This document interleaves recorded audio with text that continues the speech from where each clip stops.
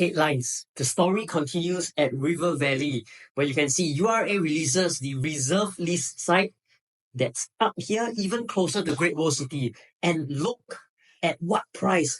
1080 per square foot per plot ratio, which is about 10% lower than the previous bid of 1202 per square foot per plot ratio that I just spoke about in my very recent video.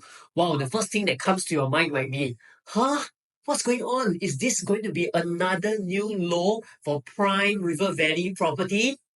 Well, before we go that far, I want to qualify again that this is just the reserve price to trigger the open bidding for this plot of land. While I think that it is a little bit surprising that the reserve price is this low, that the government is willing to accept and release it openly, I do not think that the final land bid price would be this figure. Why?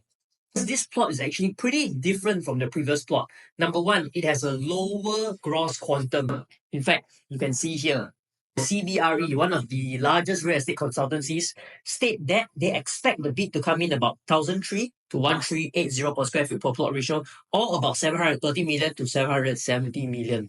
Another point that they make is that this land plot compared to Parcel A does not have the service apartment component, and like they said earlier, it's only 60% of GFA, hence lower development risk. There was a viewer of my previous video who didn't agree when I mentioned that the service apartment component actually reduces the land bid.